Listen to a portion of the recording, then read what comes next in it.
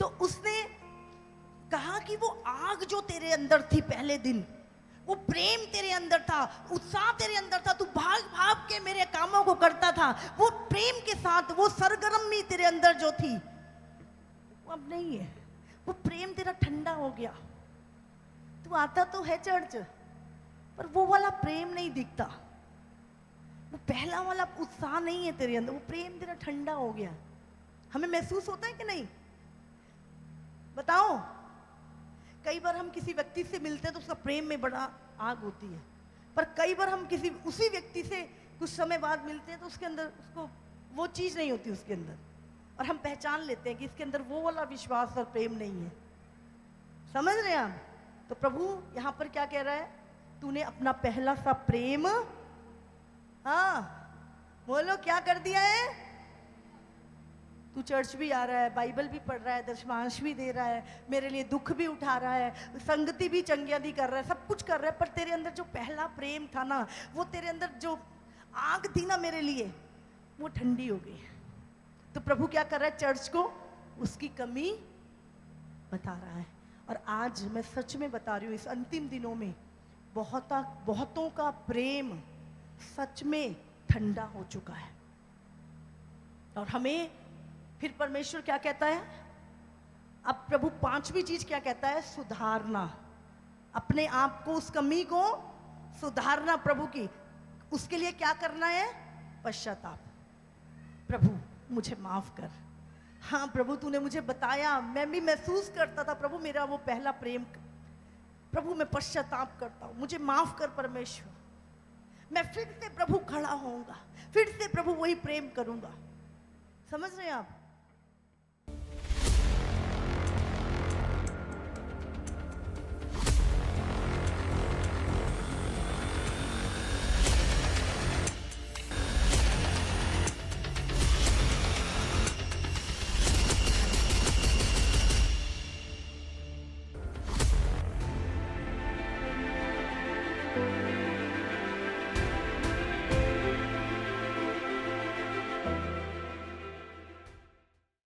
आप जानते कई बार शैतान ने यीशु को क्रूस पे बलि होने के लिए रोका। एक बार पतरस के द्वारा, ना प्रभु तू ना जाए क्रूस पे। एक बार शैतान ने कहा दुनिया का सारा धन तुझे देता हूं, मुझे दंडवत कर। आप जानते शैतान सर्वज्ञानी नहीं है, लेकिन वो कुछ चीजें जानता है। हो सकता है वो 80% जानता हूं, पर वो 100% नहीं जानता प्रभु के प्लान को, वो किस रीति से पूरा होगा। हालेलुया। तो कितने को समझ में आ रहा है? तो शैतान कभी नहीं चाहता कि इस धरती पर परमेश्वर का राज्य आए, इसीलिए वो आज भी कलीसिया के खिलाफ कार्य करता रहता है। तो यहां पर हम देखते हैं, हमने यीशु मसीह का वो रूप, उस समय इजराइल में चर्च शुरू हुए, इंडिया में 12 चेलों में से एक चेला थोमा आया और वहां से चर्च शुरू हुए साउथ से, और यूनान में भी, मकदूनिया में बहुत सारी चर्च शुरू हुई। और इस तरह जो कलीसियाएं थी वो पूरी दुनिया में खुदा की जो खुशखबरी थी, जो उद्धार और मुक्ति का संदेश था, पूरी दुनिया में फैल गया। हालेलुया।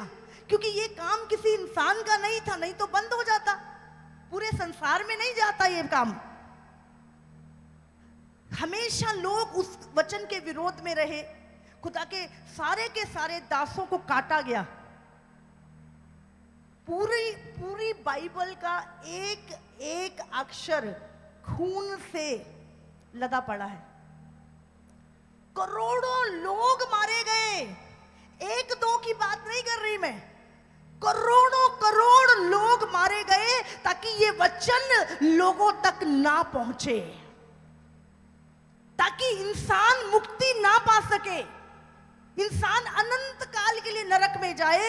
शैतान ने इस वचन को रोकने की कोशिश की, जो आज भी कर रहा है वो, और करता रहेगा जब तक यीशु नहीं आता। लेकिन मिटाने वाले मिट जाएंगे, क्योंकि वो इंसान है, वो अपने बनाने वाले को कभी मिटा नहीं सकते, उसका काम हमेशा चलता रहेगा। हालेलुया। जिसने हमें बनाया, हम उसको मिटाने चले, ये हो नहीं सकता। हालेलुया। तो हम यहां पर देखते हैं, आप जानते हैं 7 चर्चों को ये लेटर लिखे यीशु मसीह पिता के द्वारा, और ये 7 कलीसियाएं उस समय पर दुनिया में थी। कैसे पता? क्योंकि हमने पौलुस की पत्रियां जो हमने पढ़ी है, रोमियो की किताब, इफिसुस की किताब, तो उस वो पहले से थी। तो उन 7 कलीसियाओं में जो कमियां थी वो आज भी दुनिया की हर कलीसिया में मिलती है। हालेलुया। तो अगर हमें, जब हम वो पढ़ते हैं तो हमें पता लगता है कि अभी हम कहाँ खड़े हैं, हम कौन सी कलीसिया में हैं, और अभी हमें क्या चीजों को अपने जीवन में सुधारने की जरूरत है जब हम इस पत्रियों को पढ़ते हैं। हालेलुया। तो वो 7 तारे क्या थे? 7 चर्च, और 7 दूत वहां के 7 प्रेरित पास्टर जो थे। हालेलुया। कितनों को समझ में आ रही है? और ये चर्च की कमियां कौन देख रहा था? बोलो। खुद परमेश्वर कलीसिया की कमियों को देख रहा था। किसने बताई? खुद परमेश्वर ने बताई, और खूबियों को भी देख रहा था। तो आज हम देखते हैं प्रभु के सारे प्रेरित शहीद हो गए।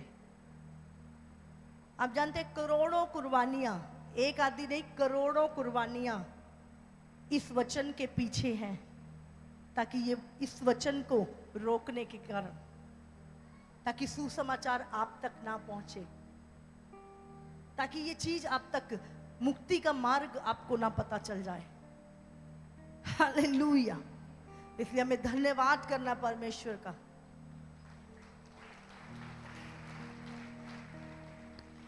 आप जानते हैं अंतिम समय कब शुरू हो गया था? बहुत सारे लोग भी बोलते हैं और ये सच है, अंतिम समय शुरू हो गया था जब पवित्र आत्मा कलीसिया पे उतरा था। लेकिन अंतिम समय शुरू हुआ था, अभी देखो, मैंने ये अंतिम समय की किताब है अगर, तो ये शुरू कब हुई? जब पेंतेकुस्त का दिन आया, पवित्र आत्मा उतरा। लेकिन इसको, ये शुरू हुई, अब हम कहाँ पहुंच गए? इसके आखिरी पन्ने पर। अब जो ये पुस्तक है, ये अंतिम समय का आखिरी पेज है, वो पूरा होने वाला है। ये बुक पूरी होने जा रही है। हालेलुया। समझ आ रहा है आपको? अब वो समय पूरा होने जा रहा है। आज हमें जानना है कि हम कहाँ पे खड़े हैं। 2021 साल पहले जब यीशु मसीह आया, उसके बाद जो घटनाएं हुई, जो भविष्यवाणियां हुई, वो सब पूरी होती गई, जो जो प्रभु ने लिखा था। और जो चीजें अभी पूरी, नूह के समय पर हम देखते हैं, नूह के समय पे भी जब परले आनी थी और दुनिया नाश होनी थी, तो क्या चिन्ह था उस समय दुनिया को बताने के लिए कि परले आने वाली है? वो चिन्ह था जहाज, जिसे नूह बना रहा था। और जब नूह उसको बना रहा था तो लोग पूछते थे ये क्यों बना रहा है? वो कहता था परले आएगी, पूरा संसार डूब जाएगा, पापों से मन फिराओ, प्रभु पश्चाताप करो, पाप ना करो, प्रभु दे चरणा दे विच बैठो। वो प्रचार करता था। जब लोग जहाज देखते थे तो नूह प्रचार करता था। वो चिन्ह था। लेकिन आज यीशु मसीह आने वाला है। वो क्या चिन्ह है? ये प्रकाशित वाक्य की पुस्तक जो हमें बताती है कि अंत हम कितना नजदीक हैं, जो आने वाला है। ये एक चिन्ह है, और कलीसिया को इसको जानना, संसार को इस पुस्तक के बारे में जानना बहुत जरूरी है, क्योंकि हम अंत के समय पर खड़े हैं। हालेलुया। तो उसने कहा कि वो आग जो तेरे अंदर थी पहले दिन, वो प्रेम तेरे अंदर था, उत्साह तेरे अंदर था, तू भाग भाग के मेरे कामों को करता था, वो प्रेम के साथ, वो सरगर्मी तेरे अंदर जो थी, वो अब नहीं है। वो प्रेम तेरा ठंडा हो गया। तू आता तो है चर्च, पर वो वाला प्रेम नहीं दिखता, वो पहला वाला उत्साह नहीं है तेरे अंदर, वो प्रेम तेरा ठंडा हो गया। हमें महसूस होता है कि नहीं? बताओ। कई बार हम किसी व्यक्ति से मिलते हैं तो उसका प्रेम में बड़ा आग होती है, पर कई बार हम किसी उसी व्यक्ति से कुछ समय बाद मिलते हैं तो उसके अंदर, उसको वो चीज नहीं होती उसके अंदर, और हम पहचान लेते हैं कि इसके अंदर वो वाला विश्वास और प्रेम नहीं है। समझ रहे हैं आप? तो प्रभु यहां पर क्या कह रहा है? तूने अपना पहला सा प्रेम, हाँ बोलो क्या कर दिया है? तू चर्च भी आ रहा है, बाइबल भी पढ़ रहा है, दशमांश भी दे रहा है, मेरे लिए दुख भी उठा रहा है, संगति भी चंगियादी कर रहा है, सब कुछ कर रहा है, पर तेरे अंदर जो पहला प्रेम था ना, वो तेरे अंदर जो आग थी ना मेरे लिए, वो ठंडी हो गई। तो प्रभु क्या कर रहा है? चर्च को उसकी कमी बता रहा है। और आज मैं सच में बता रही हूँ, इस अंतिम दिनों में बहुतों का प्रेम सच में ठंडा हो चुका है। और हमें फिर परमेश्वर क्या कहता है? अब प्रभु पांचवी चीज क्या कहता है? सुधारना, अपने आप को, उस कमी को सुधारना प्रभु की। उसके लिए क्या करना है? पश्चाताप। प्रभु मुझे माफ कर। हाँ प्रभु तूने मुझे बताया, मैं भी महसूस करता था प्रभु मेरा वो पहला प्रेम, प्रभु मैं पश्चाताप करता हूँ, मुझे माफ कर परमेश्वर। मैं फिर से प्रभु खड़ा होऊंगा, फिर से प्रभु वही प्रेम करूंगा। समझ रहे हैं आप पश्चाताप क्या लिखा है? फिर प्रभु कहता है इसलिए याद कर कि तू कहां से गिरा। वो केड़ी गल सी जिदे नाल तू बुरा मन्निया, वो केड़ी गल सी जित्तों तू गिर गया। तू क्या बस ठीक है मैं चर्च तो जावांगा हुण, बाकी मैं वो चीज नहीं मेरे अंदर रहनी, मैं ठीक है प्रभु फर्ज तो पूरा करूंगा पर वो प्रेम नहीं, मैं बस। समझ रहे हैं हम?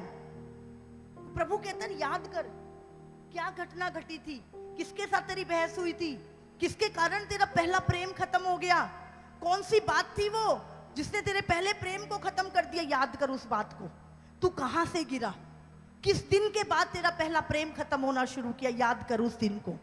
और कहता है और मन फिरा, पश्चाताप कर और पहले के समान काम कर, पहले के समान प्यार के साथ, पहले प्रेम के साथ, आग के साथ तू मेरा काम कर। और तू फिर परमेश्वर क्या करता है यहाँ पे? छठी चीज जो है वो चुनौती है। प्रभु चेतावनी देता है यहाँ पर छठी चीज कलीसिया को कि यदि तू मन ना फिराएगा तो मैं आकर तेरी दीवट को उसके स्थान से हटा दूंगा। और इससे बात कहता है जिसके कान हो वो सुन ले। आत्मा कलीसिया से क्या कहता है? कितनों के पास कान है? हाँ, पवित्र आत्मा पूछ रहा है जिनके पास कान हो वो सुन ले आत्मा कलीसियाओं से, पर बहुतों के पास नहीं है, इसीलिए वो बोल रहा है जिसके पास है। लेकिन बहुतों ने अपने कान क्या कर रखे हैं? छुपा रखे हैं, रुई डाल रखी है कानों में, सुनाई नहीं देता। कुछ भी बोलो हम तो जैसे ढीठ बने रहेंगे। यदि तू अपनी कमियों पर जय पाए तो मैं उसे जीवन के पेड़ में से जो परमेश्वर के स्वर्गलोक में है फल खाने को दूंगा। हालेलुया।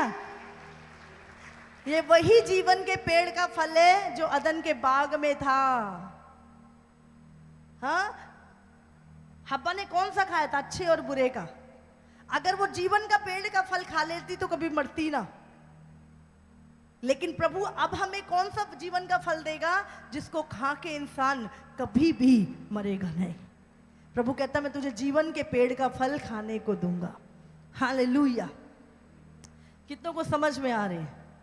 तो कलीसियाओं में जो पत्रियां हैं उसमें सबसे पहले कौन सी कलीसिया को चिट्ठी लिखी जा रही है, फिर उस कलीसिया के गुण क्या है, खूबियां क्या हैं, तीसरा उस कलीसिया नहीं, दूसरा है यीशु का चरित्र, यीशु कौन है वो बताता है अपने बारे में, और उसके बाद कलीसिया के कामों के विषय में, और चौथा कलीसिया की कमियां, और चौथा सुधार का कार्य, और छठा प्रभु चुनौती देता है कि अगर तू मन नहीं फिराएगा तो मैं ये कर दूंगा, और छठा सातवां क्या है? प्रतिफल। अगर तू मन फिराएगा तो मैं तुझे ये प्रतिफल दूंगा, ये गिफ्ट दूंगा, ये चीजें दूंगा, ये स्वर्ग में तुझे, स्वर्ग में वो सारी चीजें प्रभु हमें देगा। तो ये 7 चीजें हमें क्या करना है? इनके साथ अपने आप को देखना है कि हम कहाँ खड़े हैं, और कौन सी कमियां, ये जो 7 कलीसियां थी जिनको 7 पत्रियां लिखी थी, ये पूरी दुनिया को रिप्रेजेंट करती हैं। और आज भी पूरे संसार में ये 7 प्रकार की चर्चें पाई जाती हैं। और ये कमियां जो 7 कलीसियाओं में थी, आज भी पूरी दुनिया में ये कमियां कलीसिया में पाई जाती हैं। तो हमें आज देखना है हम कहाँ खड़े हैं और हमें कहाँ पे सुधार करने की जरूरत है। हालेलुया। आप जानते हैं, जब परमेश्वर ने पहले आदम को बनाया, पहला बंदा जब दुनिया जब बनाया गया थी, तब से लेके जब इब्राहिम आया, इब्राहिम जब जहां से यहूदी कौम निकली, वहां तक 2000 साल थे। समझ रहे? फिर इब्राहिम से लेकर यीशु मसीह तक 2000 साल। अब यीशु मसीह से अब कितने हो गए? यीशु मसीह को आए कितने हो गए? 2000 साल। कितने हो गए? 6000 साल। और बाइबल कहती है 1000 साल प्रभु की नजर में एक दिन है। और प्रभु ने कितने दिन में दुनिया बनाई? 6 दिन में। 7वां दिन कौन सा था? विश्राम का दिन। और बाइबल बताती है अब यीशु मसीह स्वर्ग से उतरने वाला है और 1000 साल इस दुनिया के ऊपर राज्य करेगा। हालेलुया। पूरे संसार में 1000 साल परमेश्वर का राज्य होगा। उसके बाद आगे की जो भविष्यवाणियां हैं वो आपको मैं बताऊंगी। उससे आगे की भी भविष्यवाणियां इसी पुस्तक में लिखी हैं। यीशु के 1000 साल बाद फिर क्या होगा वो भी इसमें लिखा है। 1000 साल के बाद की बातें भी लिखी हैं इसमें। हालेलुया। समझ रहे हैं आप? और ये कब लिखी? 2000 साल पहले ये किताब प्रकाशित वाक्य लिखी गई। और 2000 साल के बाद 1000 साल बाद क्या होगा वो भी इस पुस्तक में लिखा है। हालेलुया। आप सबको जय मसीह की। इसी तरह से परमेश्वर के और सामर्थी और अद्भुत प्रकाशनों को अपने जीवन में ग्रहण करने के लिए हमारे YouTube चैनल को सब्सक्राइब करें, ताकि हर एक वीडियो का नोटिफिकेशंस आप तक पहुंच सके। हालेलुया।